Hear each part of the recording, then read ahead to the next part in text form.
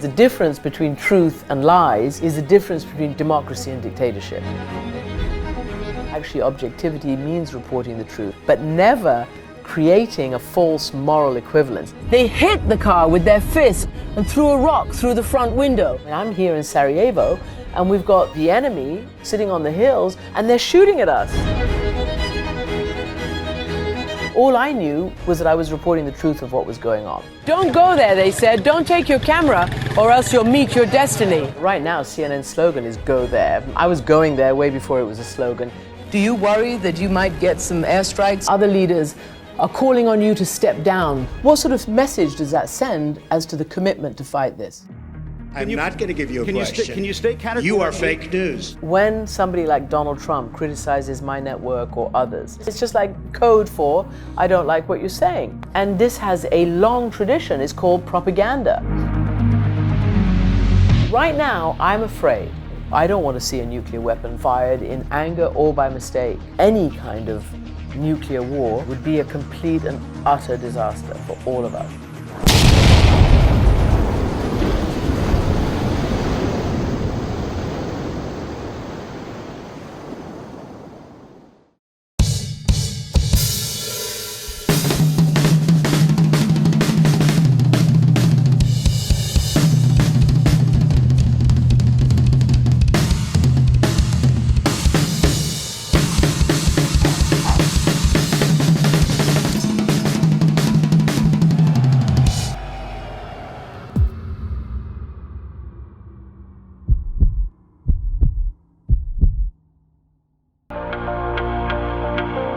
This week on the show, we have Christiane Amanpour, the Chief International Correspondent for CNN, one of the most respected figures in journalism. She has been there and done that over a career of 35 years. She was in Bosnia, Iraq, Afghanistan, Persian War. She was also in disasters like Haiti, the tsunami in Japan, and Hurricane Katrina. She's spoken to some of the most respected leaders in the world, including Tony Blair, Yasser Arafat, and just recently she had the first sit down with the president of France. And I'll be honest, I had a crush on her when I was in high school. I used to cut class and watch CNN, so having her in studio was absolutely epic, and she brought the noise. She is very opinionated. She's tired of fake news and internet news, and she wants journalism to come back. And yes, she's got a pretty much an open battle with Trump. He hates CNN, and she's scared about what he's doing to this country. She's concerned about North Korea and what's going to happen.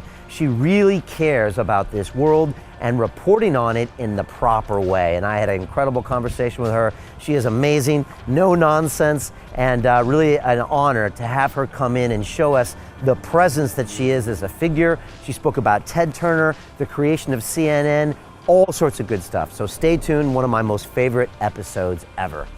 And another one of my favorite things is happening inside the London Real Academy. Yes, our brand new course, Speak to Inspire, is coming soon. If you want to join me and people from all around the world and take your public speaking skills to the next level, then this is the course for you. I'll be channeling all the greats on London Real, everything you can learn from them to speak to inspire. And whether that's in the boardroom, in your job, speaking to clients, or just speaking to people in social situations, magnify your message. Get them to help you build a mission, and that's what this is all about. I can't wait. I'm super excited to teach this course, so jump in on the Academy and learn more about it. I've got 3-part video series out there for free, so there's so much to do. There'll be a link below that you can check out. And now I leave you with the OG gangster of international journalism, Christiane Amanpour.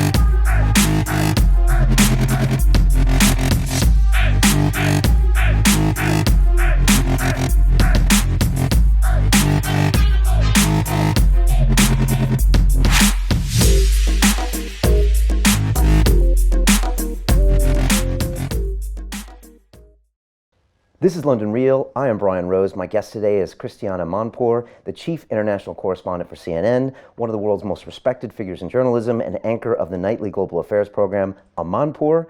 You have reported on some of the worst atrocities in Bosnia, Somalia, Rwanda, Iraq, and Afghanistan, as well as environmental disasters in Haiti, the Japanese tsunami, and Hurricane Katrina.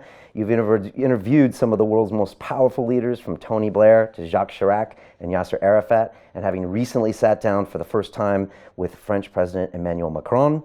You've won countless awards, including 11 Emmys, and Forbes recently named you as one of the world's 100 most powerful women. Your slogan is "Be truthful, not neutral." Christiane, welcome to London Real. Thank you. Very good to be with you, Ryan. There's quite a bio there. It's quite a bio. A lot of hard work. Yeah. Fun. And fun too. You moved back to London about 4 years ago. I was wondering, why move back, and has it changed a lot since you were born here and hung out here? You know, my life has been one of moving all over the place all the time. I was born here in 1958, and but my parents were living in Iran. My father was Iranian, so my mum came to England to have me because of the, better health, better, neonatal, all of that kind of stuff. This was, a long time ago.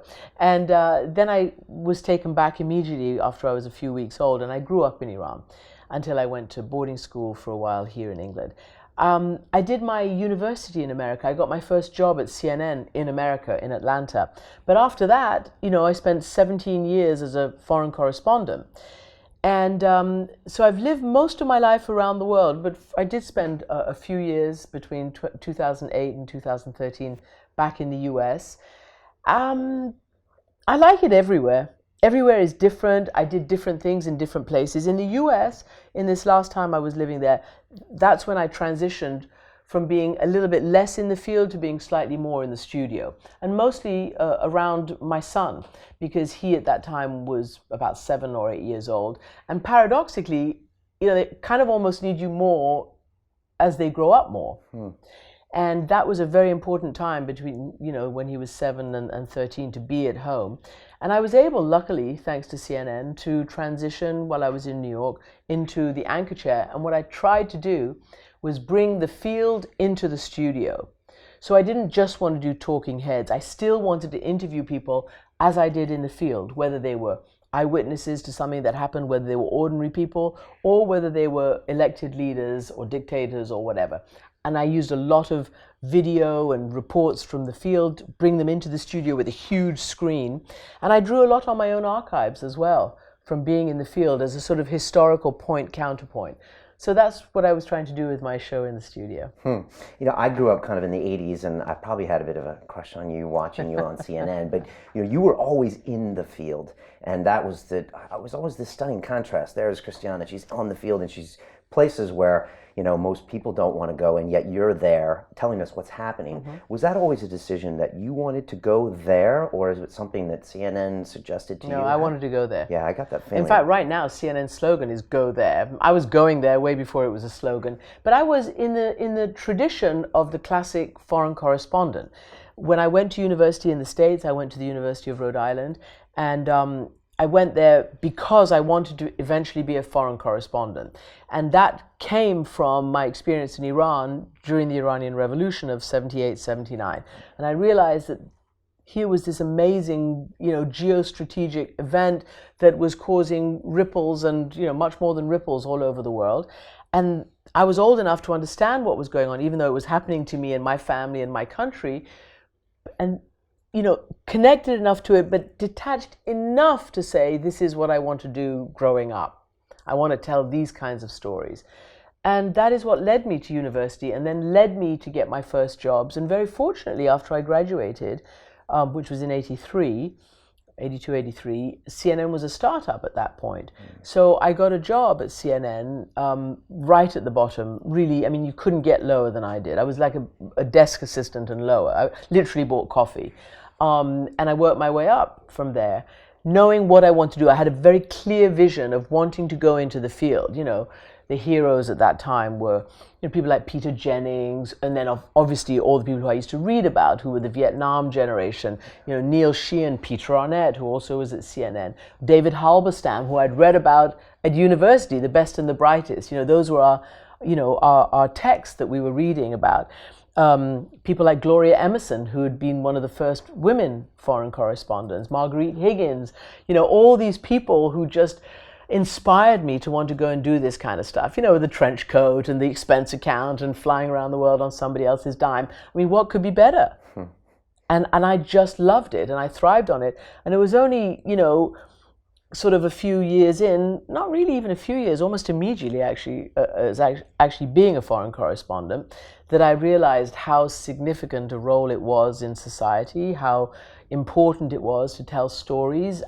The history of our civilization for thousands of years has been storytelling. So I feel like I'm continuing a tradition that explains the world to people. And I think people are getting away from that too much, particularly on television. Right now it's panels, it's talking heads, it's, not even major leaders who you can hold accountable. So that's why for me, just recently interviewing Emmanuel Macron, the Iranian president, Rouhani, was very important. And I always try to get their first interviews and I often succeed, which is great because when people talk to you first, when they've just been elected, there's a level of truth and frankness that maybe sometimes gets eroded or buffered away over time. How do you prepare to speak with a leader like that? I mean, you just shared something there. When they're new, you can probably get them to say things, or they have this, they're not as maybe jaded or fixed, but how do you prepare for something like that? Obviously, they know who you are, but how do you prepare? Well, just to say they're not jaded and they also are not embarrassed to talk about their vision, they're not yet so cynical. And many leaders who are elected, usually in the democratic world, sometimes even the non-democratic world, they believe they can change things for the better. And it's great to be able to get them at that moment, when they haven't tried and failed or tried and faced, incredible obstacles or tried and found that they have to sort of, triage and, be expedient rather than excellent and all the rest of it. So it's great to talk to people at that point because I admire leaders who are courageous and who have a vision and who have the guts to actually enact their vision despite, what will come against them. So how do I prepare? I guess the normal way that people prepare, I talk to as many people who know them, I read as much as I can, I watch as much as I can, and often I've been around them, but on the periphery. So for instance, with Macron, before he was president, he came to London to talk to the French expatriates whose vote he wanted, and he had a little sort of background meeting with some press. It wasn't on cam. And so I was able, without knowing that I was going to put that on the air, to sit and observe him, not knowing that he was going to win, but to sit and observe. So I had the notes from then. So I was able to come back with some of those notes. I still have those notes. And I also covered his election. So I was there on May 8th when, the second round, and watched him do that long solitary walk from under the colonnades at the Louvre all the way to the pyramid, the glass pyramid, and get onto that stage. And I find him very impressive. And I know that, with every leader there's controversy around them, but if he enacts what he says he's going to enact, it'll be a game changer for France. And France is a great country that has been mired in a sclerotic, you were in business before, in a sclerotic labor environment that has, seen off too many people. There's been a brain drain from France. And it's a beautiful, beautiful country with such a history and such a culture and such a role to play in the world. And particularly, as one of the French, one of his ministers has said, with President Macron, we are entering a new phase, while Britain is leaving history with Brexit. Okay, yeah. And when it comes to world leaders, you've sat down with so many different kinds, including, people like Milosevic and other people. Do you judge them, and do you end up liking politicians? Not Milosevic. Okay. I loathed him with a passion that even surprised myself, because Milosevic was the man who brought us ethnic cleansing and genocide in Europe, for the first time after the Nazis in World War II.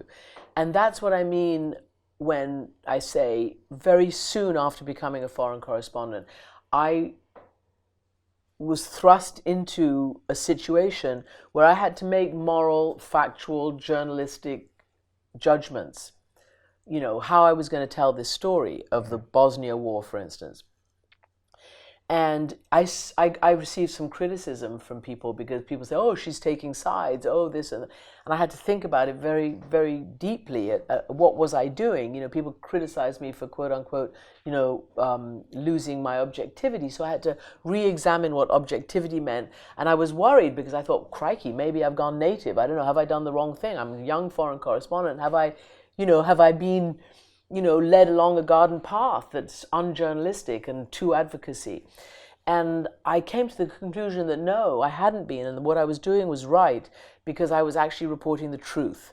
And while Milosevic and the Bosnian Serbs didn't want the truth, obviously, and while the players had their own version of the truth, and while the rest of the world, whether it was President Clinton or Bush before him, Maggie Thatcher or whoever came after her, the French President Mitterrand, etc., they didn't want to intervene to do the right thing in Bosnia. So they used all sorts of language that was morally equivocating. Yeah. And they tried to lump all sides into a factual basket, the same factual basket.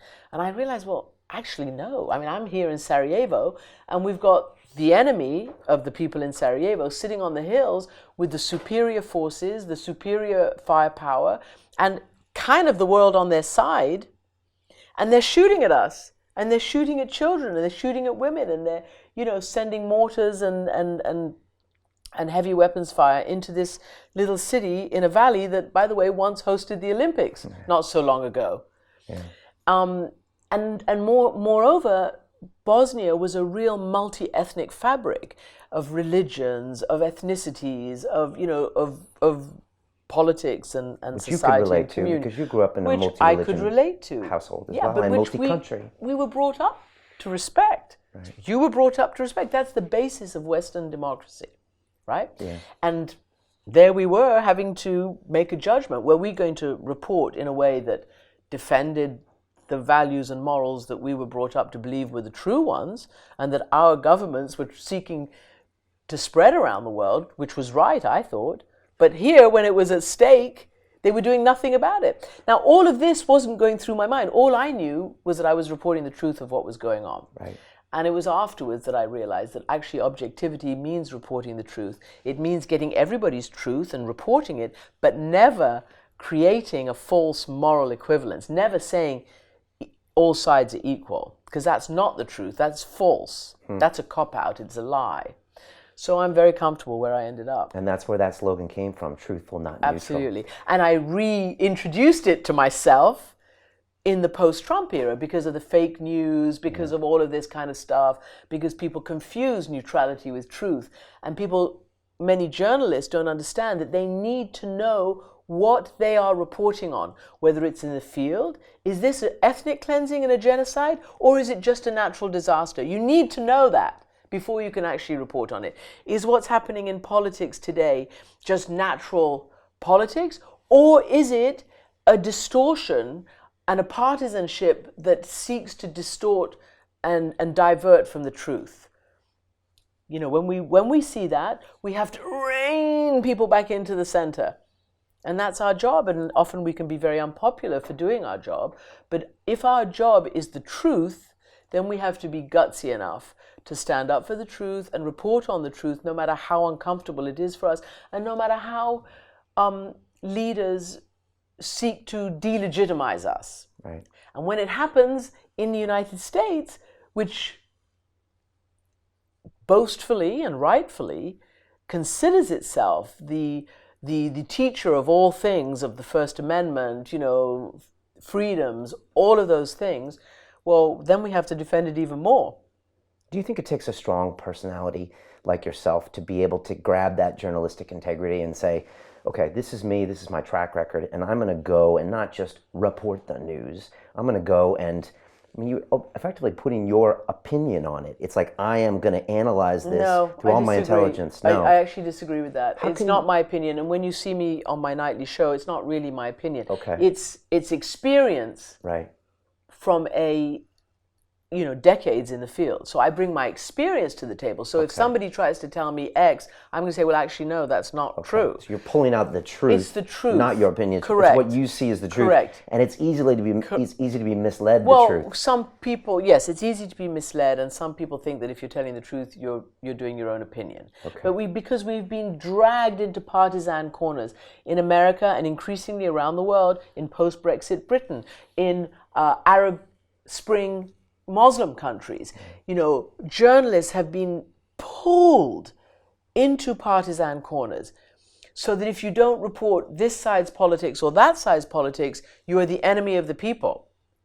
And we have to get back to being the truth seekers who drive a truck through the left and the right. And that takes knowledge, it takes experience, it takes courage, and it takes purpose. It takes taking your profession seriously. I was watching All the President's Men the other night, and just watching, Woodward and Bernstein and all of the work they did in the legwork, and I'm hearing about it now. And I think there was an interview with Leslie Stahl, and she said at the time this was the story that everyone said was ridiculous, and it was going to go away. And someone told her, I guess it was, at some of the New Deep Throat at the time, keep watching this story. Yeah. It took a year of journalism. And then I see internet news, I see reporters, and I just wonder, are we still training journalists, young journalists, to do that work now? Or is that going to be lost in the internet age? Well, I tell you what, I judge an award. I'm on a panel of judges that's called the Livingstone Award in the United States. And it's for American journalists who work for American organizations, national, local, and international. So they cover all those aspects. And I can tell you, these are all journalists 35 and younger. There is brilliant journalism coming out of the United States. Young journalists, incredibly good at doing a real job of journalism. And that really, really, really invigorates me because it's true, in the social media sphere, there's all these people masquerading as journalists and who are not journalists, but seeking to put their opinions, and that's where it's opinion. Of course, we get fact and we get breaking news and this and that on social media, but the majority of it is just these weird conversations that go on in this sort of circular logic and tunnel vision. And so I'm very happy to know that brilliant journalism is coming out of the regions all over the United States. But I think that the problem is that companies are cutting back and so not investing enough into that kind of journalism. So, Trump won. We're all surprised. Well, no, not the journalists who actually live and breathe and work in that area. They know. Brexit happened. Oh my gosh, we're all, surprised. Well, not if we'd been investing, enough people, money, and legwork in all those areas that are vital on these vital issues. So I'm not disappointed or depressed or hanging my head in despair. But I do think more care and investment and nurturing of that kind of journalism needs to go on, and because I do think that real journalism is in a death fight with fake journalism, and we have to invest and arm up if we're going to win. And we have to win, because the difference between truth and lies is the difference between democracy and dictatorship. Right. So we have to win. It's existential. And I tell you what, I am very, very nervous right now because, we have a journalistic body that treats, the NFL crisis that we're undergoing right now with the North Korean nuclear war crisis that we're, the skirting on the along right now. Yeah. We have to understand, where the existential crises are. Are we going to win that fight? And I don't know. Does the public understand how important that journalism is? I hope they do. I like to think they do. But I genuinely believe that the public, you, me, our friends, our families, everybody, needs to take more ownership of where they get their news and where they find their truth. They can't just go online and YouTube or Google or tweet or whatever and think that that's it. They have to be much more, have a much bigger smorgasbord of menu in front of them. And they have to be responsible for seeking we know that there are brand names that are synonymous with truth, and people need to be able to have a baseline. Then get all the other information you want from elsewhere, but they need to have a baseline of actual professional journalism that they seek. Because otherwise everybody's all over the place. Oh, did you know that happened? Well, actually, no, it didn't. Oh, but I saw it on social media. Well, still, sorry, it wasn't true. It didn't happen. We have to do our own due diligence. I think so. I think people have to do their own due diligence. And you can see, now that most people get their news from Facebook. News bits come from Facebook. Well, there are many, many problems with that, including the fact that the CEO of Facebook, Mark Zuckerberg, not many months ago, said that people had to be crazy if they thought that either the Russians were planting stuff or that, Facebook was affecting the elections or whatever it might be. Well, sure enough, now they've been given the evidence, and now they're trying to, insert some kind of mechanisms to weed this out.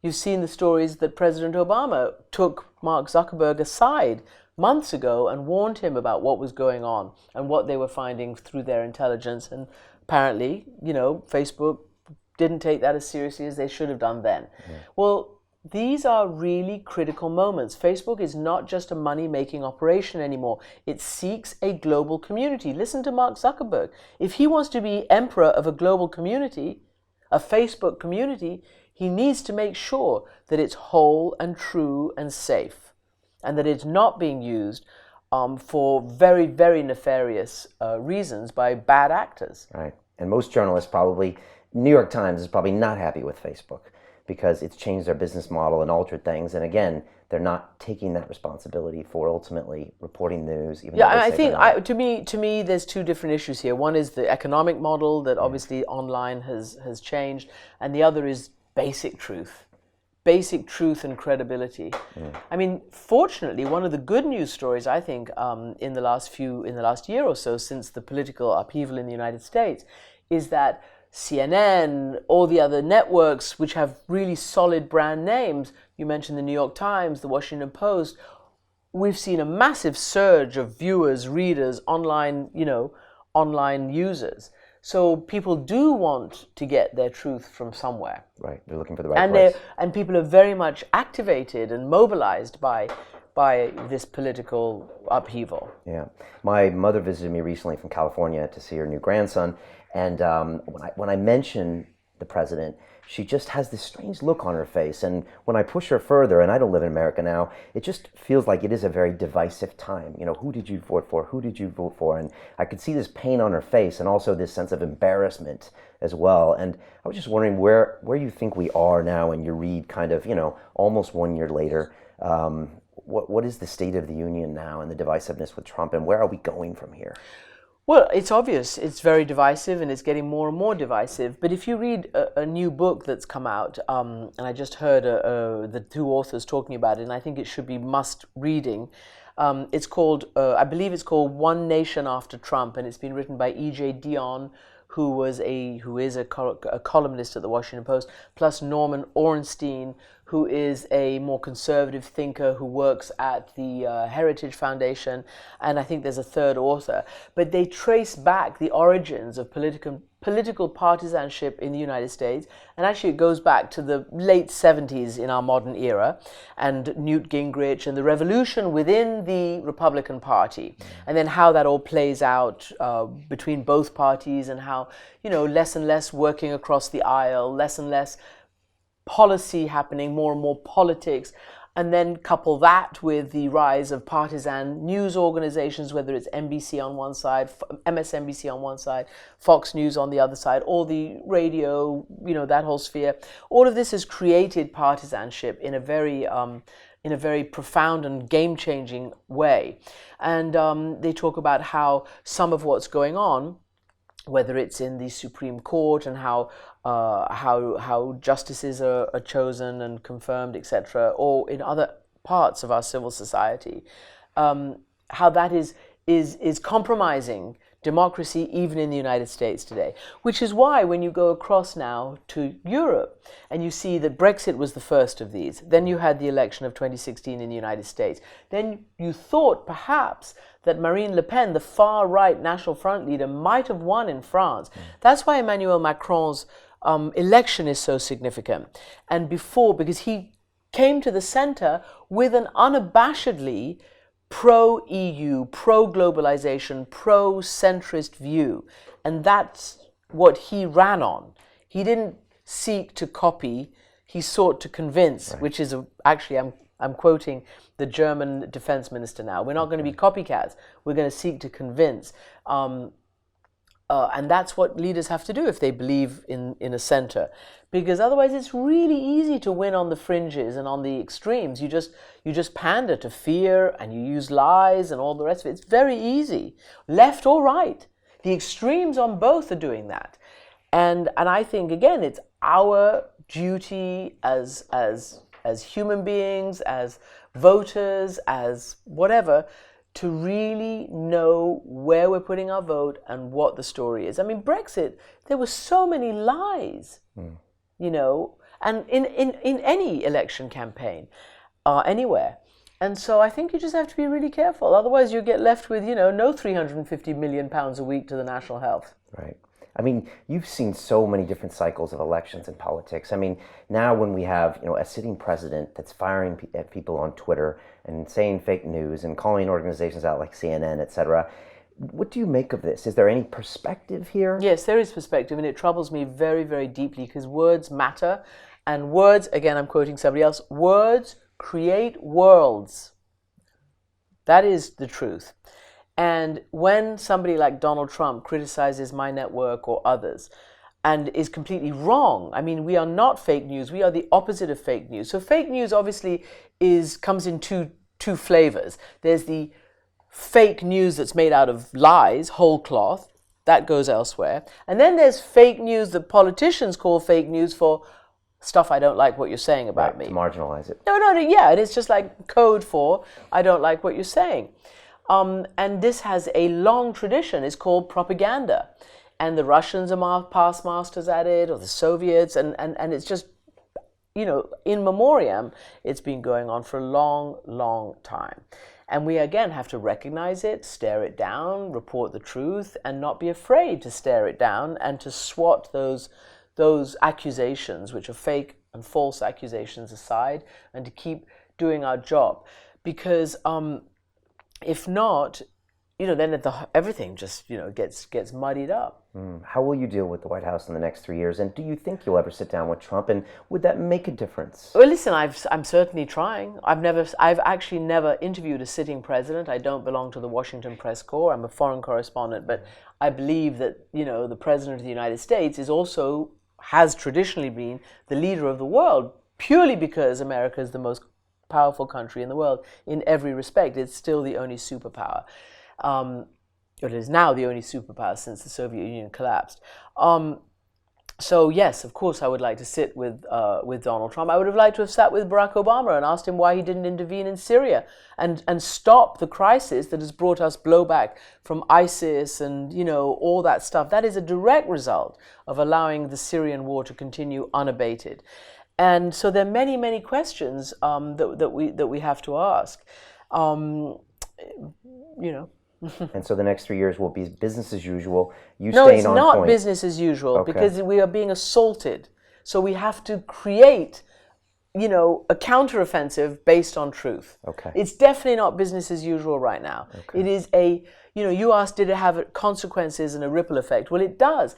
Every Tom, Dick, and Harry, you know, dictator or authoritarian leader right now is bludgeoning all of us with this weapon of false news, fake news. And not just us, but their own reporters, their own journalists. There are more and more journalists being put into jail, more and more journalists being wounded and killed around the world, and more, you know, as I say, authoritarian strongmen leaders who are marginalizing their journalists, you know, taking cover from the most powerful country in the world. The president of the most powerful country of the most evolved democracy in the world. If he can say fake news, well then, you know, certainly President Erdogan in Turkey can, certainly President Duterte in the Philippines can, certainly, you know, people all over the world. And it's going on right now. Wow. And so it's very scary. Very, very, very scary for us. Is it something that keeps you up at night? I mean, you know. Yeah, it does. When people, you know, for instance, people ask, I don't know, whoever, they do their lightning rounds, and I read, one young rising actress was asked, what do you think the biggest challenge is today? And she honestly said, who to believe? I mean, that's really difficult to hear, and it's very dangerous for our world. As you know, the Oxford English Dictionary's word for the end of 2016 was post-truth. I don't want to live in a post-truth world. Therefore, I have to fight to make sure we live in a world that recognizes where the truth is. Yeah. North Korea, your thoughts on this situation? Yeah. It seems to be changing every day. Yeah. You've obviously watched, what's going on there the last 30, 40 years. You know the history.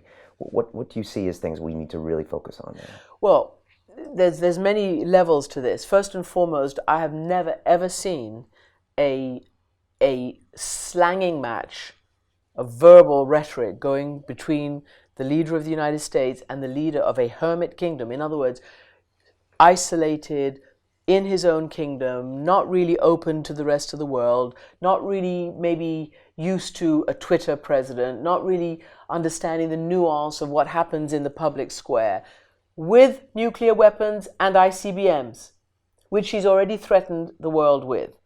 So right now, I'm afraid that this kind of verbal volleying of warfare that's going between these two countries could lead that leader or anybody else into a miscalculation and a blunder that would spell a horrendous disaster. I don't want to see a nuclear weapon fired in anger or by mistake, or in a misjudgment of whether he's under attack or not. Yeah. So I'm very, very worried about that. I've never seen this ever in my life, and it goes against everything people have advised, the U.S. not to do. Do not goad this person. Do not shove him into a corner. Do not allow him to miscalculate and misread you. So I'm very, very worried about that. And I've spoken to many, people who've actually got much more experience with the North Korean leadership than I have, who've said precisely the same thing, that they're not a suicidal regime, but you don't want them to misunderstand your geostrategic position vis-a-vis their country. And then I would say that, North Korea has, as I've said, nuclear weapons, and it's developing ICBMs in order to deliver those nuclear weapons. That's different than Iran. Iran never had any kind of weapons or warheads or anything. And the West, under President Obama, which was really, really significant, and the rest of the world with China and Russia, entered, as you know, several years of intense negotiations, which resulted in a very grown-up deal, the Iran nuclear deal, which ring-fenced the biggest, most worrying part of what people thought Iran might one day do. Very important. So I obviously think that it would be reckless to ditch that, particularly while we're in a situation with another guy, another leader, who we've never spent that much diplomatic and political energy on. We have never tried to really ring-fence them in a serious way. A couple of times it happened. President Clinton did it. Finally, President George W. Bush did it. But it sort of was allowed to sort of, fall off the reservation, and not enough effort was paid to it. So you don't want to be ditching the Iran deal while you're trying to figure out how to deal with North Korea.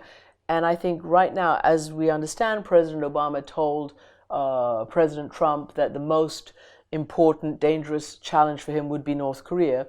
We really do need to focus very heavily on that. And it can't just be a war of words, which may boil over into something worse. And President Bush, George W. Bush, told President Obama that Iran would be the most important thing for him to deal with, and Obama did. Yeah. Now, right-wingers in the United States and in Israel and the rest of it don't like it, but it actually is the best. It's not perfect, but in these situations, you cannot have perfect be the enemy of the good. And it secures for a period of time, a significant period of time, and Iran is in full compliance according to all the organizations that have to judge whether it's in full compliance or not. So you want to transpose something similar to North Korea. It's over. You cannot denuclearize North Korea in the foreseeable future. The only thing you can do is try to get some kind of containment, some kind of Soviet US style mutually assured destruction and very, very serious containment of that program. How does that situation ever play out? I mean, is North Korea going to be fundamentally different in 30 years than it is now? Yes. Because of information, the internet? Yes. It can't survive. It has survived and it will survive. Okay. But it'll change. Bits and bobs will change. You know, people ask in 1979, will Iran be the same as it was at the height of the revolution? No, it's changed. Right. People want something different. The only reason the Iran nuclear deal was signed is because of who was elected in Iran, not because of Obama and all the others. They did the right thing in terms of diplomacy, but Iran responded because of Hassan Rouhani, who was a reformer and who answered his voters, who said, we want you to decrease tensions. We want a better relationship with the rest of the world. We want our economy back. And the only way to do that was to get rid of the global sanctions. And the only way to do that was to play ball in a deal on the nuclear program. Okay. You grew up in Iran. And I still remember when W. Bush threw out the axis of evil comment in his address.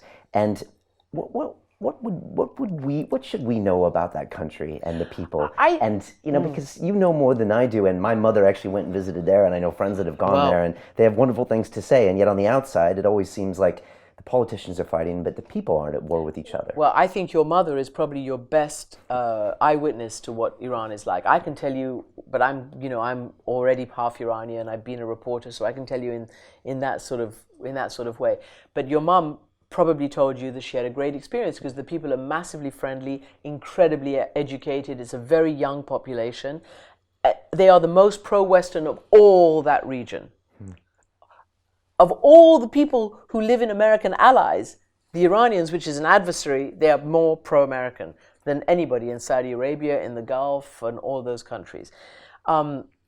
And obviously it has a great culture. I mean, Iran, Persia has a culture that goes back, 2,500 years, all the way back to Cyrus the Great and Alexander, and who burnt part of Persepolis down, and Darius. And Cyrus the Great created the world's first human rights receptacle. It's actually a cylinder on which sort of hieroglyphics have been written, and it's doing a tour of America and the rest of the West. And it has been doing for a long time. It's gone to museums all over America and around. And they created, that's where the first attempt at human rights was enshrined, which is remarkable when you think about global human rights.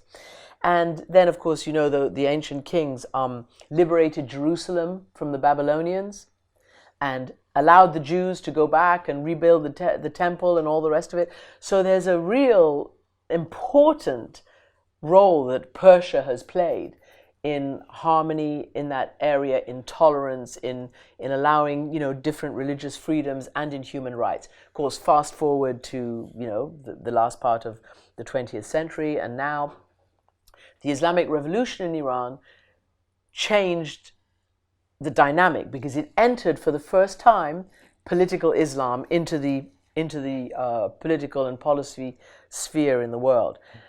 So it's been a force to reckon with on that field as well, which is why it's so important to see young Iranians want what we all want: a decent economy, human rights, the ability to live in peace with the rest of the world. They want nothing to do with fundamentalism and terrorism and nuclear weapons and all the rest of it. And that's what they told their president. And that's what empowered him to enter those negotiations, because he was obviously going to run for re-election, and he was re-elected in this year, 2013. Had it been bad old Ahmadinejad, everybody remembers his name, right? Yeah.